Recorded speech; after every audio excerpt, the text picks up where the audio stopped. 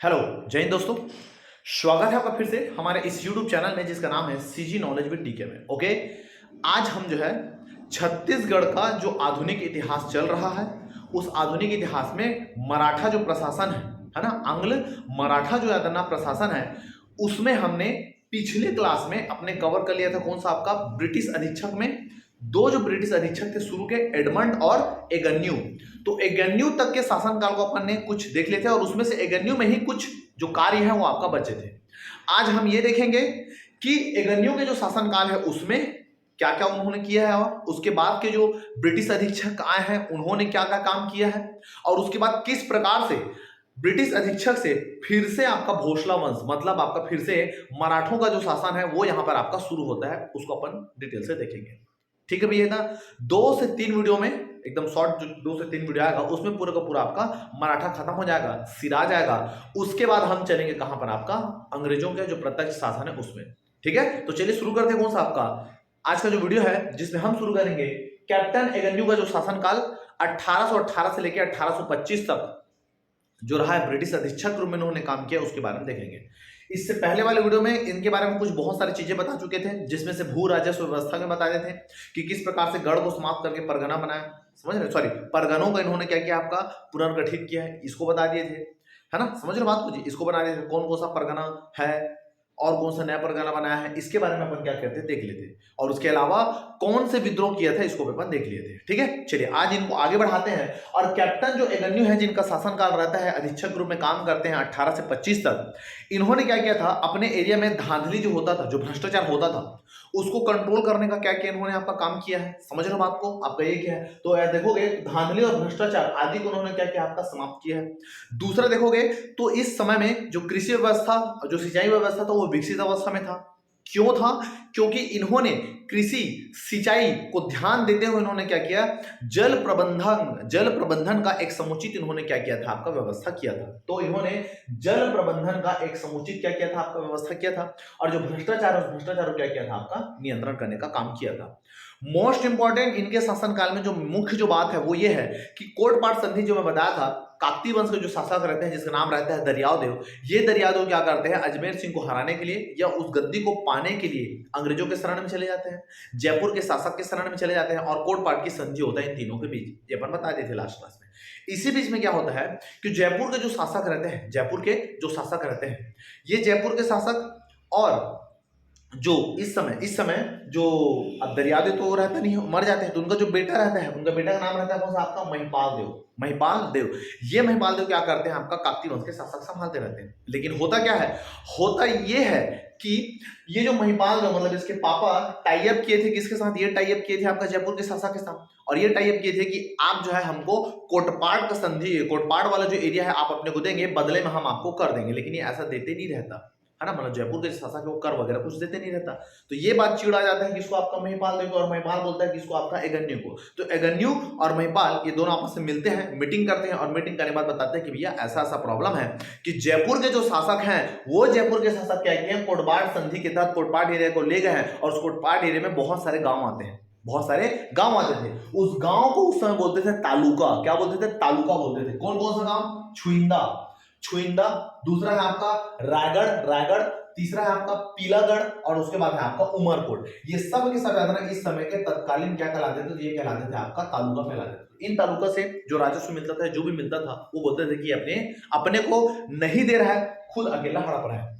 तो ये सब बात जब पता चलता है किसको, आपका एगन्यू को जब पता चलता है तो ये क्या करते हैं, दोनों को मीटिंग कराते हैं, बात को सेटल कराते हैं, और ऐसे तैसे करके दोनों के बीच जो है आपका एक संधि होता है, एक समझौता हो जाता है, और दोनों मान जाते हैं।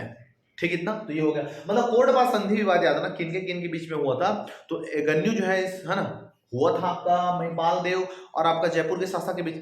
समझ रहे बात को जी, उसको दोनों को सेटल करता है कौन, आपका एगन्यू। ठीक, इतने को याद रखना।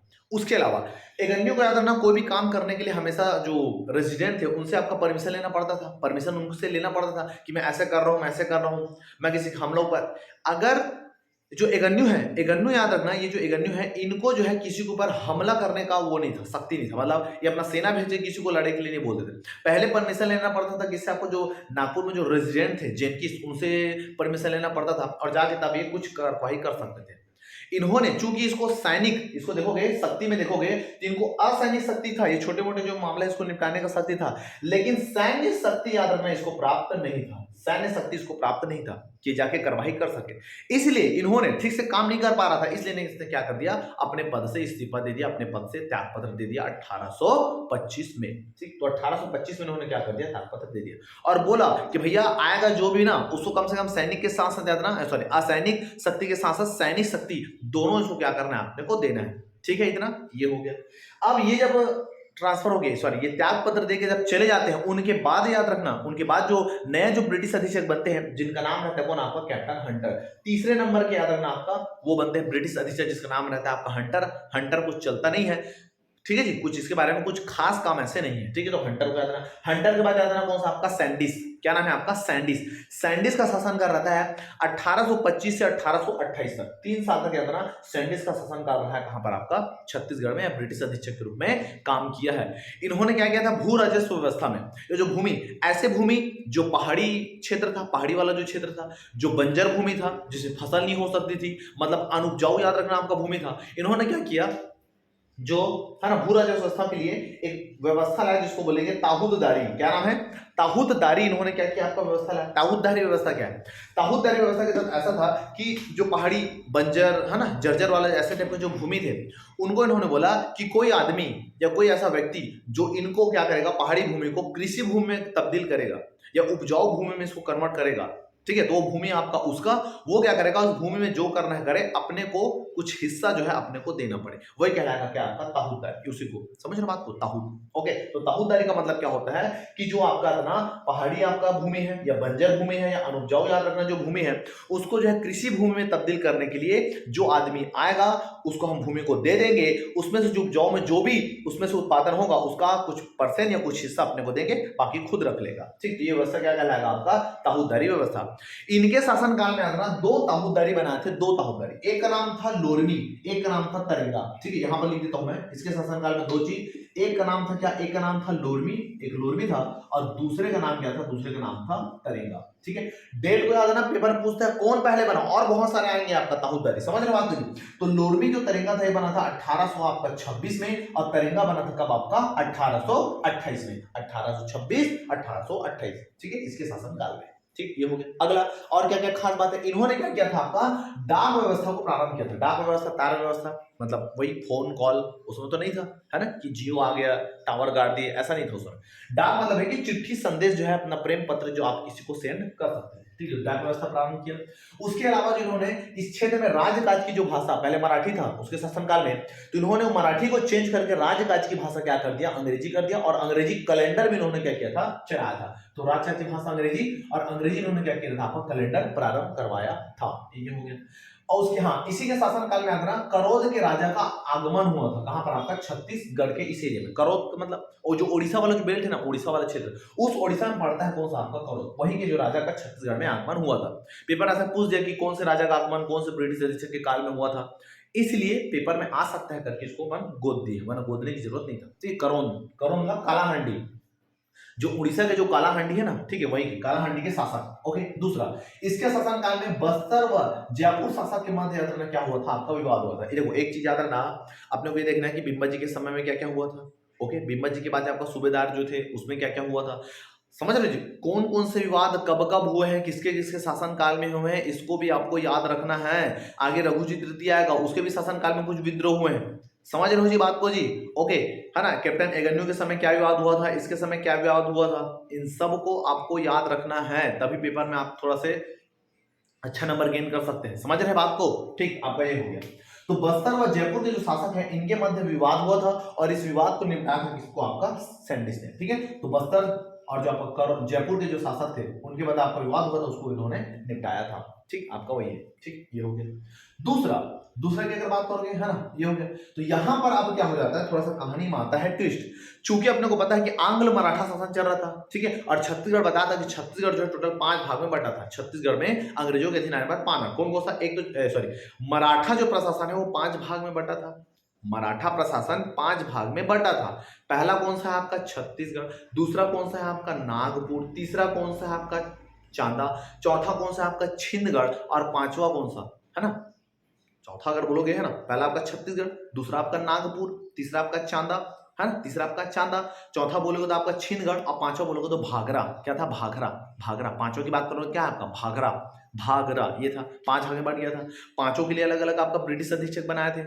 चूंकि अब क्या हुआ था, जो रघुजी तृतीय था वो बड़ा हो गया था। रघुजी तृतीय जो नानचुन था, इतना समय क्या हो गया था, बड़ा हो गया था, वयस्क हो चुका था। वयस्क हो गया था और वो बोला कि अब जो है मैं बड़ा हो चुका हूं, आप क्या करो, पूरा शासन व्यवस्था, मराठों का पूरा शासन व्यवस्था मेरे को दे दो, ऐसा करके। ठीक है। लेकिन अंग्रेजों को इसके ऊपर यकीन नहीं था कि अभी नानचुन है, अभी अभी बड़ा हुआ है, ये कैसे संभालेगा। जिसको बोलते हैं कि तुम क्या करो, ठीक है हम देंगे, पहले क्या करो, इस 5 क्षेत्र में से एक एरिया हम आपको देते हैं जिसका नाम है, मेन सेंटर रहता है मराठों का नागपुर। आप क्या करो, इस नागपुर की गद्दी को संभालो कुछ महीने तक, हमको दिखाओ कि वाकई में आप जो है शासन करने के लायक हो, ऐसा करके। तो नागपुर में क्या करते हैं, इनको शासन करने के लिए दे देते, टाई अप करते हैं कि नागपुर में अगर संभाल लिए तो हम आपको दे देंगे, अगर नहीं संभाल पाते ठीक से तो हम आपको क्या कर देंगे, और अच्छे से और बड़े हो जाओ, डोगरा हो जाओ, तब आपको देंगे। समझ रहे हो बात को। तो रघुजी जो तृतीय है, ये नागपुर में इन्होंने क्या कर दे देते हैं, आपका शासन करने दे देते हैं। और अंग्रेज लोग बोलते हैं कि नागपुर में अगर आप कुशल शासन कर लेते हैं तो आपको पूरे 5 क्षेत्र को आपको दे देंगे, ऐसा करके। ठीक, ये हो गया, शासन करते रहता है। क्योंकि नागपुर को देता है, छत्तीसगढ़ को नहीं देता, मतलब छत्तीसगढ़ में अभी भी जो है अधीक्षक का शासनकाल चलेगा।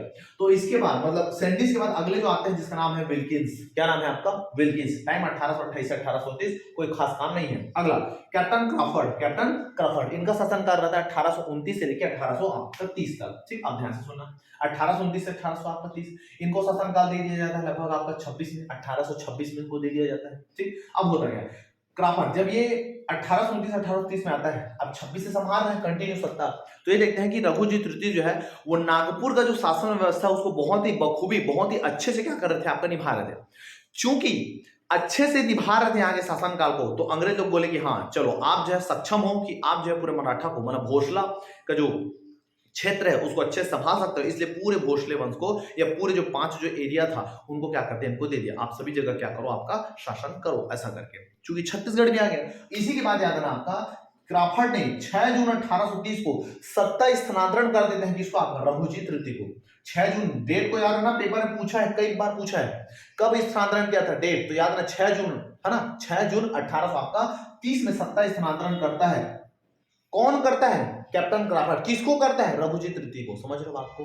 ओके, तो क्राफर्ड जो है आपका सत्ता स्थानांतरित कर देता है। इस प्रकार से अब यहाँ पर ब्रिटिश अधीक्षक का कार्यकाल आपका समाप्त हो गया। अब फिर से आ गया कौन, आपका मराठा। चूंकि मराठा फिर से आ गया, भोसला फिर से आ गया, इसीलिए रघुजी के शासन को बोलते हैं पूना भोसला शासन, जो चला है आपका 1830 से 1854 तक। 24 साल तक जो है रघुजी तृतीय ने यहाँ पर क्या किया, आपका शासन किया है। पूना भोसला शासन 1830 से लेकर 1854 तक। समझ आई बात? ओके भैया, इतने को आपको याद जो है आपने को रखना है। ठीक है ना, इतने को देख लेना है। ओके, अब देखते हैं, अब यहाँ पर रघुजी जो तृतीय है, इन्होंने क्या किया था, अब यह देखो पूरा सभी क्षेत्र को संभालना था, 5 जो एरिया था उसको। अब रघुजी बैठे कहां पर, आपका नागपुर में, लेकिन छत्तीसगढ़ में तो संभालना था, छत्तीसगढ़ में संभालना था, ऐसे तो ढील नहीं देंगे। तो इन्होंने क्या किया, अप्रत्यक्ष रूप से शासन किया, अप्रत्यक्ष रूप से, और यहां पर क्या कर दिए, जिलेदार की नियुक्ति किया।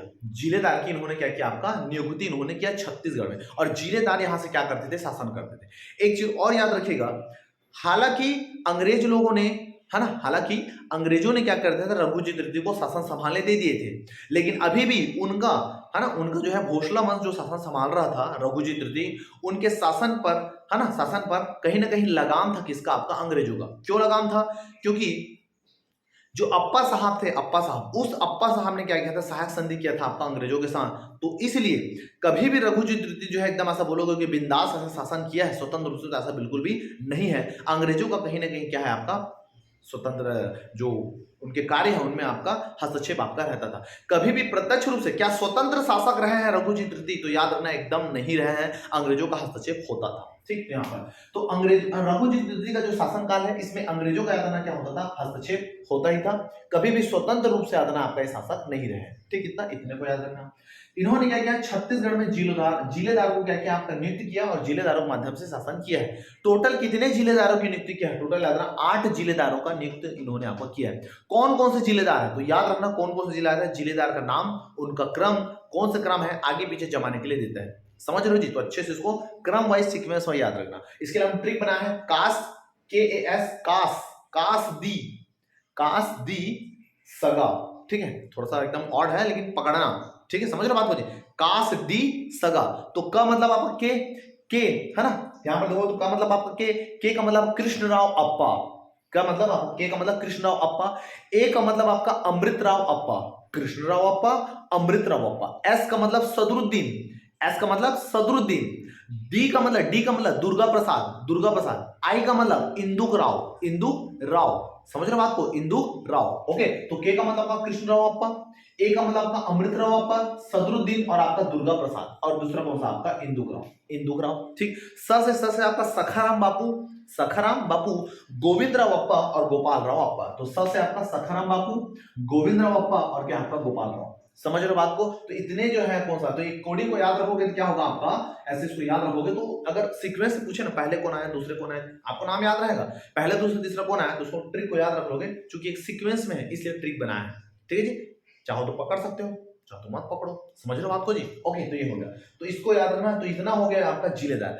आने वाले वीडियो में हम देखेंगे कि रघुजीत रीति पूरा समाप्त हो जाएगा, प्री और मेंस दोनों के साथ। इसमें कुछ मेरे पास जो नोट्स है उसको मैं आपको बताऊंगा कि राजनीतिक व्यवस्था क्या था, आर्थिक व्यवस्था क्या था उस समय, प्रशासनिक व्यवस्था उस समय क्या था, इसको भी अपन क्या करेंगे विस्तार से डिटेल से अपन क्या करेंगे देखेंगे।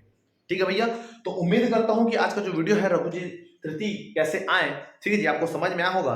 मिलते हैं नेक्स्ट वीडियो के साथ। वीडियो अगर अच्छा लगे यार तो वीडियो को ज्यादा से ज्यादा क्या कर दो, आपका शेयर कर दो दोस्तों में, ठीक है, लाइक करना ना भूले चैनल को, और कुछ भी डाउट रहता है तो नीचे कमेंट आप कर सकते हैं। ठीक है, तो मिलते हैं नेक्स्ट वीडियो में, तब तक के लिए जय भारत, जय छत्तीसगढ़, नमस्कार।